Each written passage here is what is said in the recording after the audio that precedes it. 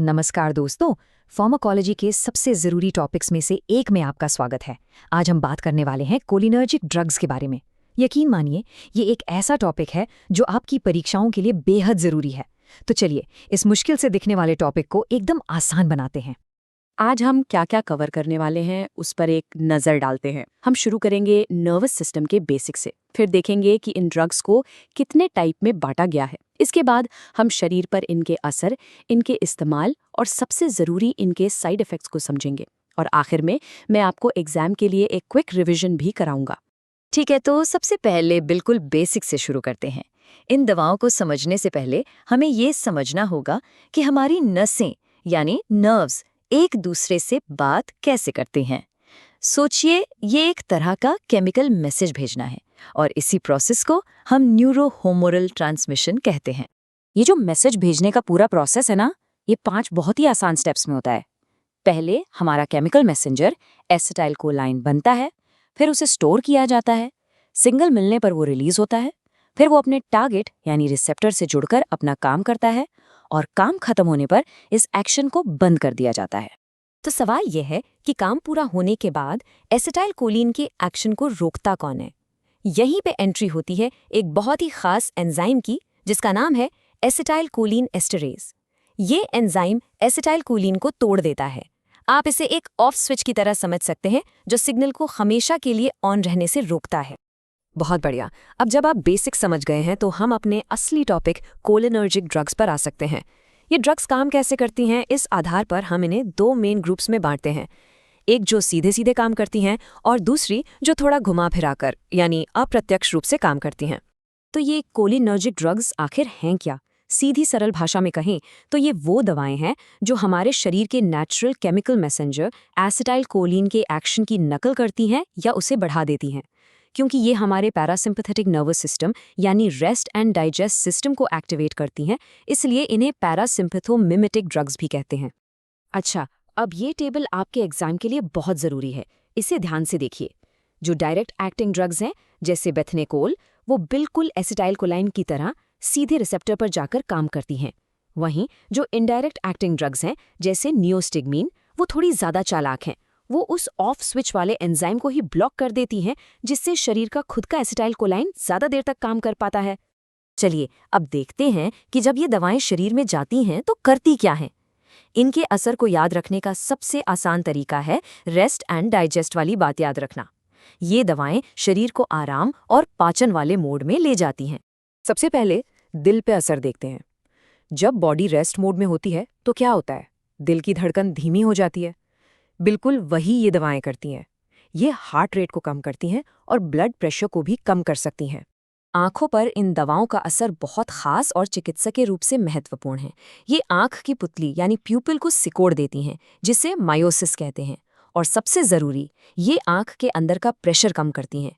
इसीलिए ये ग्लूकोमा यानी काला मोतिया के इलाज में बहुत काम आती हैं। अब आते हैं सांस की प्रणाली पर।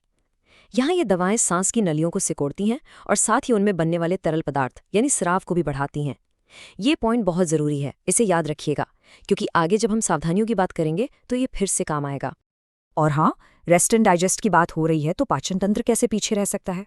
ये दवाएं पेट और आंतों की गति को बढ़ाती हैं और पाचन रसों को भी बढ़ाती हैं। साथ ही ये यूरिनरी ब्लैडर को सिकोड़कर पेशाब की प्रक्रिया को भी आसान बनाती हैं। ठीक है, तो अब हम ये समझ चुके हैं कि ये दवाएं शरीर में क्या क्या करती हैं। तो अब असल सवाल पर आते हैं कि डॉक्टर्स इन दवाओं का इस्तेमाल किन बीमारियों के इलाज में करते हैं। ये स्लाइड आपके एग्जाम के लिए किसी खजाने से कम नहीं है।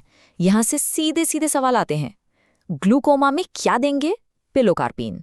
अगर किसी को पेशाब नहीं आ रहा है तो बिथेनोकॉल। और माइस्थीनिया ग्रेविस, जो एक मांसपेशियों की बीमारी है, उसमें नियोस्टिग्मीन। इन जोड़ियों को अच्छे से रट लीजिए। चलिए, अब उस हिस्से पर आते हैं जो एग्जामिनर का सबसे पसंदीदा होता है, साइड इफ़ेक्ट्स और सावधानियाँ। यानी इन दवाओं के बुरे असर क्या है और हमें ये किन्हें बिल्कुल नहीं देनी चाहिए।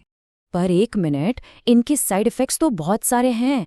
दस्त लगना, बार बार पेशाब आना, दिल की धड़कन का धीरे होना। इतने सारे नाम कोई एक साथ कैसे याद रखेगा? क्या कोई आसान तरीका है? हाँ, बिल्कुल है। घबराने की कोई ज़रूरत नहीं है। आपको बस एक जादुई शब्द याद रखना है और वो है डम्बेल्स। जी हाँ, डम्बेल्स। तो चलिए इस जादुई शब्द को डिकोड करते हैं।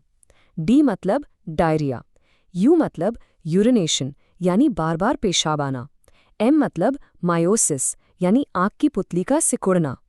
यहाँ 2 बी हैं, एक है ब्रोंकोस्पैज्म यानी सांस की नली का सिकुड़ना और दूसरा है ब्रैडिकार्डिया यानी दिल की धड़कन का धीमा होना। ई का मतलब है एमेसिस यानी उल्टी, एल से याद रखिए लैक्रिमेशन यानी आंसू आना, और आखिर में 2 एस हैं, एक है सलाइवेशन यानी मुंह में ज़्यादा लार आना और दूसरा है स्वेटिंग यानी ज़्यादा पसीना आना। देखा, एक शब्द और सारे साइड इफ़ेक्ट्स याद। अब जब आपको साइड इफ़ेक्ट्स पता हैं तो सावधानियां समझना बहुत आसान है। याद है हमने बात की थी कि ये सांस की नली को सिकोड़ती हैं, तो क्या हम ये दवा अस्थमा के मरीज को देंगे? बिल्कुल नहीं। ये पेट में एसिड भी बढ़ाती हैं, इसलिए पेट में अल्सर वाले मरीज को भी ये नहीं दी जाती। चलिए अब सब कुछ एक साथ समेटते हैं। एग्जाम से ठीक पहले एक फटाफट रिवीजन करते हैं। ये वो पॉइंट्स हैं जिन्हें आपको भूलने की इजाज़त बिल्कुल नहीं है। तो सबसे ज़रूरी बातें क्या हैं? पहली, कोलिनर्जिक ड्रग्स एसिटाइल कोलाइन की नकल करती हैं। दूसरी, ये 2 तरह की होती हैं, डायरेक्ट और इनडायरेक्ट। तीसरी, पिलोकार्पिन ग्लूकोमा में, बिथिनकॉल मूत्र प्रतिधारण में और नियोस्टिग्मीन माइस्थीनिया ग्रेविस में दी जाती है। और चौथी और सबसे मज़ेदार बात, साइड इफ़ेक्ट्स के लिए हमारा जादुई शब्द क्या है? बिल्कुल सही, डम्बल्स। और जाते जाते आपके लिए एक सवाल छोड़ जाता हूँ। आज हमने उन दवाओं के बारे में सीखा जो एसिटाइल कोलीन के असर को बढ़ाती हैं। तो अब जरा सोचिए, वो कौन सी दवाएं होंगी जो ठीक इसका उल्टा काम करती होंगी, यानी एसिटाइल कोलीन के असर को ब्लॉक करती होंगी। सोचिएगा ज़रूर, शायद अगली बार हम इसी पर बात करें।